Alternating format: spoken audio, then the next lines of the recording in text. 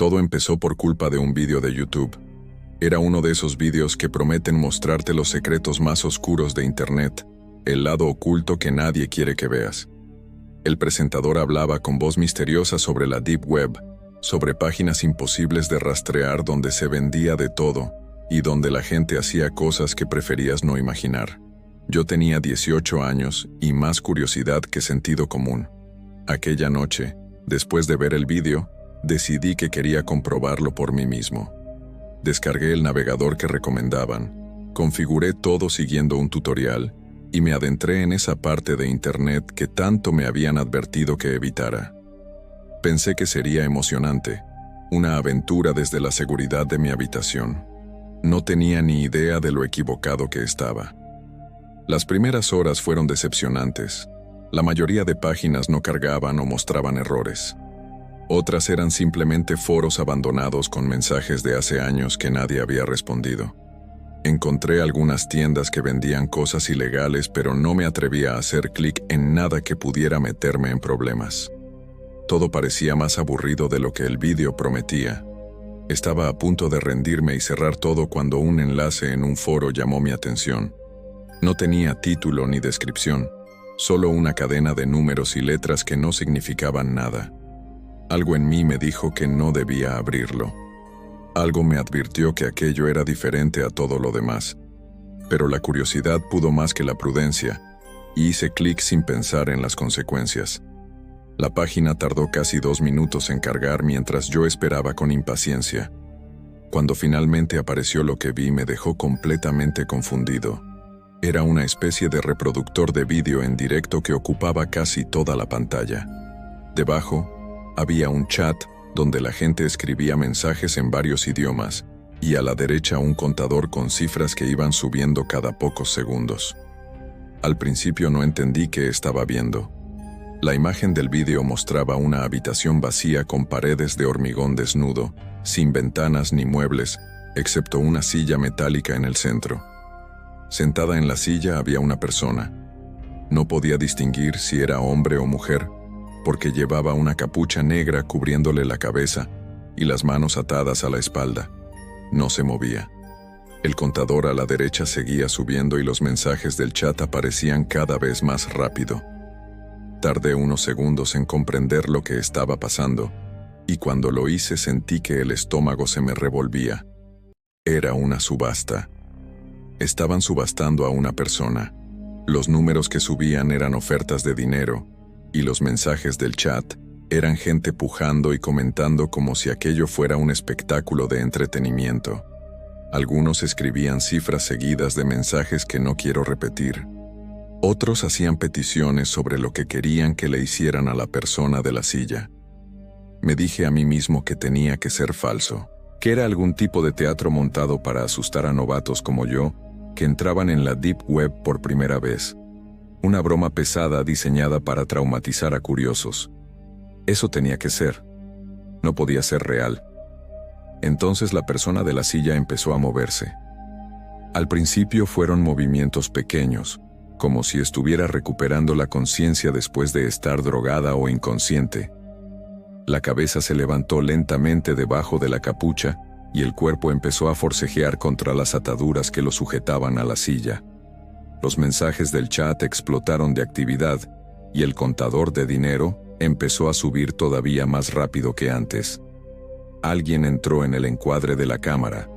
Solo vi sus manos enguantadas de negro mientras agarraban la capucha y tiraban de ella hacia arriba revelando el rostro que había debajo. Era una mujer joven, quizás de mi edad o poco más. Tenía el pelo rubio enmarañado y sucio, los ojos enrojecidos por el llanto y una mordaza en la boca que apenas le permitía respirar. Miró directamente a la cámara con una expresión de terror absoluto que jamás podré olvidar. Quise cerrar la página, pero mis manos no respondían. Estaba paralizado frente a la pantalla, viendo cómo aquella mujer gritaba a través de la mordaza, cómo sacudía la cabeza desesperadamente, cómo sus ojos suplicaban ayuda a quien fuera que estuviera al otro lado de la cámara. Los mensajes del chat seguían apareciendo sin parar. Algunos se burlaban de ella. Otros hacían ofertas más altas que las anteriores. Otros escribían descripciones detalladas de lo que querían que le hicieran cuando la subasta terminara. El contador de tiempo en la esquina de la pantalla marcaba que quedaban menos de 20 minutos para que todo acabara. 20 minutos y aquella mujer sería vendida al mejor postor para hacer con ella lo que quisiera. Finalmente conseguí mover la mano y cerré la página de golpe. Apagué el ordenador y me quedé sentado en la oscuridad de mi habitación temblando sin control. No dormí aquella noche. Cada vez que cerraba los ojos veía el rostro de aquella mujer mirándome a través de la pantalla, sus ojos suplicando ayuda que nunca llegó. Me convencí a mí mismo de que tenía que ser falso, que la Deep Web estaba llena de gente que montaba ese tipo de espectáculos para asustar a otros y sentirse poderosos. Que nadie haría algo así de verdad, porque sería demasiado arriesgado, y las autoridades lo detectarían enseguida. Me repetí esas palabras como un mantra durante horas, intentando creerlas con todas mis fuerzas. Pero había algo en los ojos de aquella mujer que no parecía actuado. Algo en su terror que se sentía demasiado real para ser un simple teatro. Al día siguiente encendí el ordenador con un propósito claro. Busqué noticias sobre desapariciones recientes en mi país. Personas que hubieran desaparecido en los últimos días sin dejar rastro. No esperaba encontrar nada porque seguía convencido de que todo había sido falso. Entonces vi la noticia y sentí que el mundo se derrumbaba a mi alrededor. Una mujer de 23 años había desaparecido hacía 3 días después de salir de su trabajo y no volver a casa. Su familia había denunciado su ausencia cuando no contestó al teléfono durante todo el fin de semana. La policía la estaba buscando, pero no había ninguna pista sobre su paradero. Junto a la noticia, había una foto de la desaparecida. Pelo rubio, ojos claros, una sonrisa amable. Era ella. Era la misma mujer que había visto atada a una silla la noche anterior suplicando ayuda a través de una pantalla. Me quedé mirando la foto durante varios minutos sin poder procesar lo que significaba. Lo que había visto era real. Aquella subasta era real. Aquella mujer había sido secuestrada y vendida en directo mientras yo miraba sin hacer nada. Mientras cientos de personas escribían mensajes y pujaban dinero como si fuera un juego. Pensé en llamar a la policía y contarles lo que había visto, pero me di cuenta de que no tenía nada que ofrecer. No había guardado el enlace de la página. No sabía cómo volver a encontrarla. No tenía capturas de pantalla ni ninguna prueba de lo que había presenciado. Solo mi palabra contra la incredulidad de quien escuchara una historia tan absurda. Además tenía miedo. Miedo de que si decía algo, alguien pudiera rastrearme. Miedo de que los mismos que habían organizado aquella subasta supieran que yo había estado mirando y decidieran que era un testigo incómodo. Seguí las noticias sobre la desaparición durante las semanas siguientes con una mezcla de culpa y terror. La policía nunca encontró ninguna pista.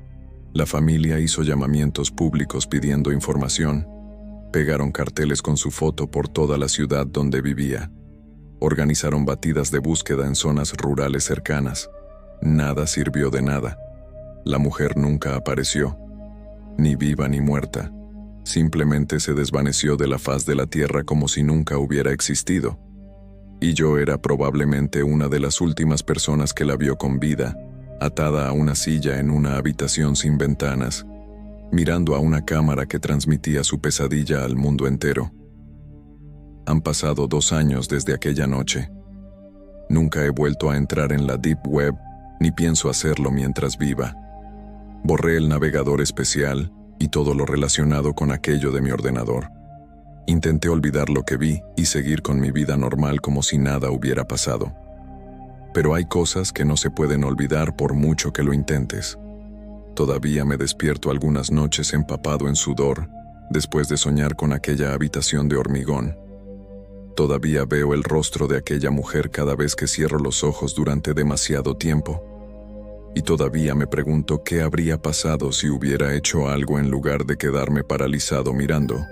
Si hubiera grabado la pantalla, si hubiera llamado a la policía inmediatamente, si hubiera intentado cualquier cosa en lugar de cerrar la página y fingir que no había visto nada. Quizás no habría cambiado nada.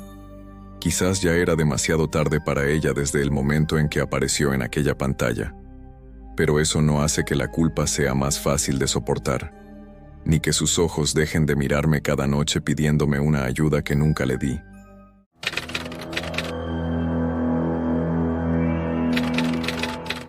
Encontré el juego por casualidad una noche de insomnio. Llevaba horas navegando por internet sin ningún propósito concreto, saltando de página en página para matar el tiempo hasta que el sueño decidiera aparecer. No sé exactamente cómo llegué a la Deep Web aquella noche.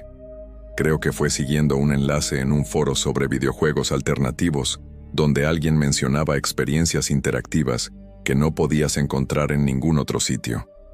El enlace me llevó a una página sencilla con fondo negro y un texto blanco en el centro que decía: El juego de las puertas.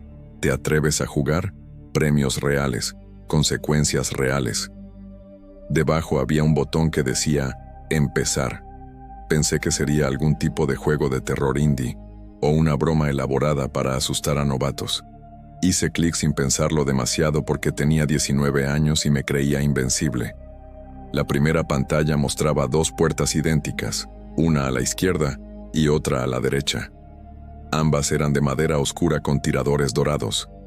No había ninguna instrucción ni explicación. Solo las dos puertas y un contador de tiempo que empezaba a descender desde 30 segundos. Elegí la puerta de la izquierda al azar y la pantalla cambió a un mensaje que decía: Correcto, has ganado $5. Apareció un formulario pidiendo datos de una cuenta para recibir el pago. Obviamente no iba a dar mis datos bancarios a una página random de la Deep Web, así que lo ignoré y seguí jugando. La siguiente ronda fue igual. 2 puertas, 30 segundos. Elegí una y gané otros $5. Así seguí durante varios minutos, eligiendo puertas al azar y acumulando un contador de dinero que ya iba por los $40. Era absurdamente fácil y empecé a pensar que todo era una estafa para recopilar datos bancarios de incautos. En la 10ª ronda algo cambió. Las puertas ya no eran iguales. La de la izquierda tenía una foto pegada en la madera. La de la derecha tenía otra foto diferente. Me acerqué a la pantalla para ver mejor y sentí un escalofrío cuando entendí lo que estaba viendo. Eran fotos de personas reales. La puerta izquierda mostraba a un hombre de unos 50 años con barba canosa caminando por una calle. La puerta derecha mostraba a una mujer joven sentada en un banco de un parque mirando su teléfono. Eran fotos tomadas sin que ellos lo supieran, como fotografías de vigilancia. Debajo de las puertas apareció un texto que me heló la sangre. ¿Cuál debe vivir? Me quedé paralizada mirando la pantalla sin entender qué estaba pasando. El contador de tiempo seguía bajando. 25 segundos, 20, 15. Mi mente intentaba procesar la pregunta, pero no tenía sentido. Era un juego, solo un juego estúpido de la Deep Web diseñado para asustar a la gente. Las fotos probablemente eran de bancos de imágenes o sacadas de redes sociales. Nadie iba a morir de verdad según lo que yo eligiera. Eso era imposible. El contador llegó a 5 segundos, y mi dedo hizo clic en la puerta izquierda casi por instinto, la del hombre de barba canosa. La pantalla mostró un mensaje: Bien elegido, el juego continúa mañana, y se cerró sola. No pude volver a acceder por mucho que lo intenté. Me fui a dormir diciéndome que todo había sido una broma pesada, un juego psicológico diseñado para perturbar a quien lo jugara. Nada más. Al día siguiente me desperté tarde y encendí el ordenador para revisar mis redes sociales como hacía cada mañana. Entonces vi la noticia en mi feed de noticias locales y sentí que el suelo desaparecía bajo mis pies. Una mujer joven había muerto la noche anterior en un atropello mientras cruzaba un paso de peatones. El conductor se había dado a la fuga y la policía lo estaba buscando. La noticia incluía una foto de la víctima proporcionada por su familia. Pelo castaño, ojos oscuros, una sonrisa amable. Era la misma mujer de la foto en la puerta derecha, la puerta que yo no había elegido. Las manos me temblaban tanto que casi tiro el ratón al suelo. Busqué más información sobre el accidente intentando encontrar algo que me demostrara que era una coincidencia. Quizás me había confundido con la cara. Quizás había muchas mujeres parecidas y mi mente estaba jugándome una mala pasada. Pero cuanto más miraba la foto de la noticia, más segura estaba de que era ella. La misma mujer que había visto sentada en un banco mirando su teléfono. La mujer de la puerta que no elegí. La mujer que había muerto horas después de que yo decidiera que debía vivir otra persona en su lugar. Cerré todas las pestañas y me quedé mirando el escritorio del ordenador sin saber qué hacer ni qué pensar.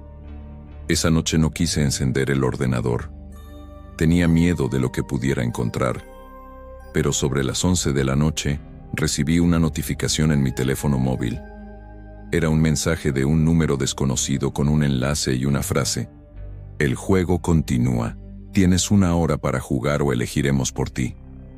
Sentí que el pánico se apoderaba de mí. No había dado mi número de teléfono a nadie. No había introducido ningún dato personal en aquella página. ¿Cómo habían conseguido contactarme? Ignoré el mensaje y apagué el teléfono. Me metí en la cama y me tapé con las sábanas como si eso pudiera protegerme de lo que estaba pasando. 1 hora después, el teléfono se encendió solo y empezó a sonar con un tono que yo no había configurado. En la pantalla apareció el mismo enlace de antes. Hice clic en el enlace con las manos temblando. La página del juego se abrió mostrando 2 puertas nuevas con 2 fotos nuevas. Esta vez, eran 2 hombres. Uno parecía un oficinista de mediana edad fotografiado saliendo de un edificio. El otro era un chico joven, quizás de mi edad, fotografiado en lo que parecía una parada de autobús. La pregunta era la misma. ¿Cuál debe vivir? El contador marcaba 30 segundos y ya iba bajando. No quería elegir. No quería participar en aquella locura. Pero el mensaje había dicho que si no jugaba elegirían ellos. Y entonces pensé en la mujer del atropello, en lo que había pasado cuando yo elegí la otra puerta. Quizás si elegía a uno de los dos, al menos ese se salvaría. Quizás podía evitar que murieran ambos, si simplemente hacía clic. Elegí al chico joven de la parada de autobús, cuando quedaban 3 segundos. La pantalla mostró el mensaje de siempre. Bien elegido. El juego continúa mañana. Pasé toda la noche despierta buscando noticias sobre accidentes o muertes en mi ciudad. No encontré nada hasta la mañana siguiente cuando vi un artículo en un periódico local. Un hombre de 47 años había fallecido de un infarto fulminante mientras trabajaba en su oficina. La foto del artículo mostraba al hombre del traje, el oficinista de mediana edad que yo no había elegido. La puerta que había dejado cerrada. Intenté acudir a la policía, pero no sabía cómo explicar lo que estaba pasando sin parecer una loca. Les dije que había encontrado una página en internet que predecía muertes. Me miraron como si necesitara ayuda psiquiátrica y me recomendaron que descansara y dejara de navegar por sitios extraños.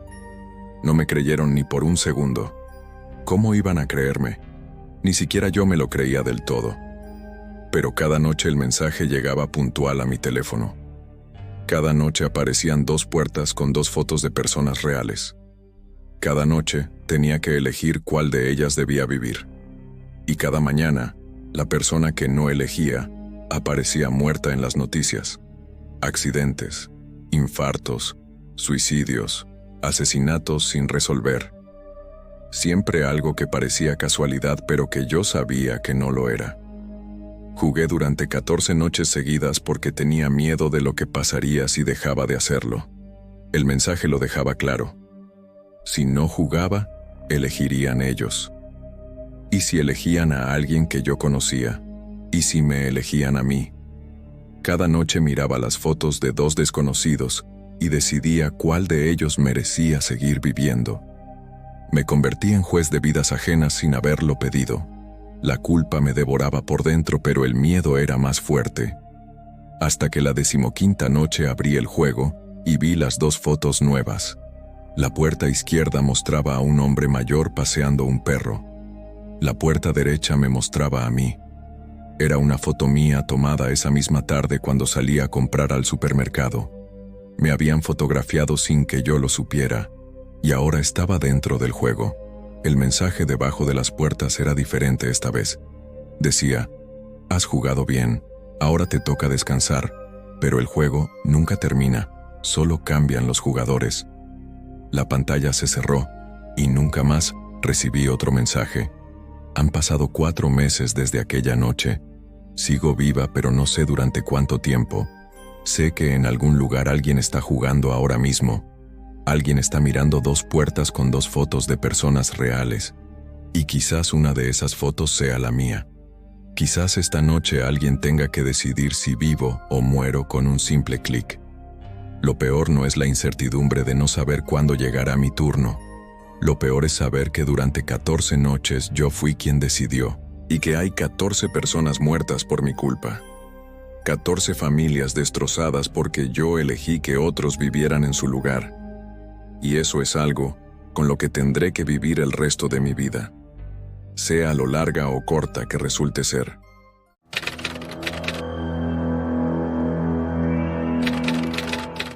Siempre me había llamado la atención la Deep Web. Había leído artículos sobre ella, visto vídeos de gente explorándola y escuchado todo tipo de historias sobre lo que se podía encontrar en esa parte oculta de Internet. La mayoría eran exageraciones, leyendas urbanas que la gente repetía sin haber entrado nunca realmente. Mercados ilegales, contenido perturbador, hackers ofreciendo sus servicios al mejor postor. Todo eso existía, por supuesto, pero no era tan fácil de encontrar como la gente pensaba. Había que saber dónde buscar, conocer los enlaces correctos, tener paciencia para navegar entre páginas que tardaban eternidades en cargar. La mayor parte de la Deep Web era simplemente aburrida. Foros abandonados donde nadie había escrito en años, páginas que no cargaban nunca, enlaces rotos que llevaban a ninguna parte. Pero una noche, después de meses navegando sin encontrar nada verdaderamente interesante, di con algo que cambió mi forma de ver Internet para siempre. Fue por casualidad, como suelen ocurrir estas cosas. Estaba siguiendo una cadena de enlaces en un foro sobre seguridad informática, cuando uno de ellos me llevó a una página sin nombre. Solo una dirección de letras y números aleatorios que no significaban absolutamente nada. La página tardó casi 1 minuto en cargar, mientras yo esperaba con la curiosidad de quien lleva meses buscando algo que merezca la pena. Cuando finalmente apareció, lo que vi me dejó confundido más que asustado. Era un foro con un diseño anticuado, como las páginas de principios de los años 2000 que ya casi nadie recordaba.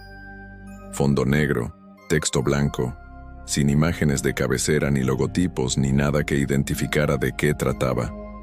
Solo una lista interminable de hilos con títulos que eran combinaciones de números y letras sin sentido aparente. Empecé a abrir algunos por curiosidad, esperando encontrar texto aleatorio o spam como en tantas otras páginas. Lo que encontré fueron fotografías. Todas las fotos mostraban lo mismo: casas de noche con las luces encendidas en alguna ventana, fachadas de viviendas normales y corrientes, chalets con jardín, pisos en bloques de apartamentos, casas adosadas en urbanizaciones tranquilas. Algunas parecían de barrios residenciales acomodados, otras de zonas urbanas más densas y modestas. Al principio no entendí el sentido de aquello, ni por qué alguien perdería el tiempo subiendo fotos así. Parecían imágenes completamente normales, el tipo de fotografía que cualquiera podría tomar caminando por la calle de noche, sin ningún propósito concreto. Pensé que quizás era algún proyecto artístico extraño sobre arquitectura nocturna, o simplemente una colección sin propósito aparente de alguien con demasiado tiempo libre. Pero entonces empecé a fijarme mejor en los detalles de cada imagen, y algo empezó a inquietarme. En cada foto había una ventana iluminada donde se veía a alguien dentro de la vivienda. Una silueta recortada contra la luz, una figura borrosa moviéndose por una habitación, a veces solo una sombra proyectada en una cortina, siempre de espaldas a la cámara, siempre completamente ajenos a que alguien los estaba fotografiando desde la oscuridad de la calle. Eran personas en sus casas haciendo cosas cotidianas, viendo la televisión, cocinando, trabajando en el ordenador, simplemente viviendo sus vidas sin sospechar que alguien los observaba desde fuera. Empecé a leer los comentarios debajo de cada foto buscando alguna explicación, y sentí que un escalofrío me recorría la espalda de arriba a abajo. No eran comentarios normales, ni mucho menos. Eran datos precisos y detallados, coordenadas geográficas exactas, horarios específicos, descripciones minuciosas de rutinas diarias. Sale de casa a las 7:45 cada mañana. Vuelve a las 18:30 excepto los viernes que vuelve más tarde. Vive solo, no recibe visitas. Tercer piso, puerta izquierda, cerradura antigua. Mujer, aproximadamente 30 años. Trabaja desde casa, apenas sale. Recibe paquetes de Amazon los martes y viernes por la mañana. Duerme con la ventana abierta. Hombre mayor, jubilado, viudo probablemente. Pasea al perro a las 9 de la mañana y a las 21 de la noche exactamente. Ventana del dormitorio sin persiana ni cortina. Se ve todo desde la acera de enfrente. Era información de vigilancia pura y dura. Alguien estaba siguiendo a estas personas durante días o semanas, documentando cada detalle de sus vidas cotidianas y compartiéndolo en aquel foro para que otros desconocidos pudieran verlo o usarlo para lo que quisieran. Sentí náuseas mientras seguía navegando por el foro sin poder parar. Había cientos de hilos activos, cada uno dedicado a una persona diferente que no tenía ni idea de que su vida estaba siendo expuesta ante extraños. Algunas fotos tenían semanas de antigüedad, otras eran de apenas unos días atrás. Los usuarios comentaban con total normalidad, como si aquello fuera algo completamente cotidiano y aceptable. Compartían consejos sobre cómo tomar mejores fotos sin ser detectados, qué cámaras y objetivos usar para fotografiar a distancia, cómo evitar que el flash o el sonido del obturador delatara su posición en la oscuridad. Algunos incluso pedían encargos específicos y ofrecían dinero a cambio. Busco información detallada sobre alguien que vive en esta zona. Pago bien por fotos y horarios. Necesito vigilancia de esta dirección concreta. El objetivo es una mujer rubia de unos 40 años. Creo que vive en el segundo piso. Era un mercado de acoso organizado, un lugar donde la gente pagaba para que otros espiaran a desconocidos y documentaran cada detalle de sus vidas privadas. Quise cerrar la página inmediatamente, pero algo me impulsó a seguir mirando contra mi voluntad. Quizás era morbo morboso. Quizás era incredulidad ante lo que estaba viendo. Quizás simplemente no podía apartar los ojos de algo tan perturbador y repugnante. Seguí bajando por la lista interminable de hilos, viendo foto tras foto de personas inocentes que no tenían ni la más mínima idea de que alguien las estaba vigilando y exponiendo ante desconocidos. Entonces vi una imagen que me hizo detenerme en seco con el corazón latiéndome a 1000 por hora. Era una casa que me resultaba terriblemente familiar. Una fachada de ladrillo rojo con un pequeño jardín delantero descuidado, una puerta blanca con el buzón al lado y 2 ventanas en la planta baja. Tardé unos segundos que se hicieron eternos en procesar lo que estaba viendo.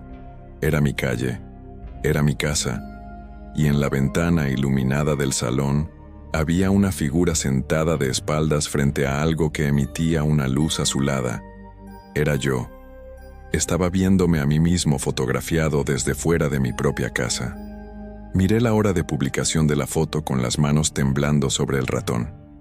Había sido subida hacía exactamente 10 minutos. Solo 10 minutos. Eso significaba que quien la había tomado todavía podía estar ahí fuera, en mi calle, quizás mirando mi ventana en ese preciso momento. Me levanté de la silla tan rápido que la tiré al suelo con un golpe seco que resonó en toda la casa. Corrí hacia la ventana del salón y aparté la cortina de golpe esperando ver a alguien. La calle estaba completamente vacía y en silencio. No había nadie en la acera, ningún coche sospechoso aparcado con alguien dentro, ninguna figura escondida entre los arbustos del jardín del vecino, ni detrás de los coches aparcados.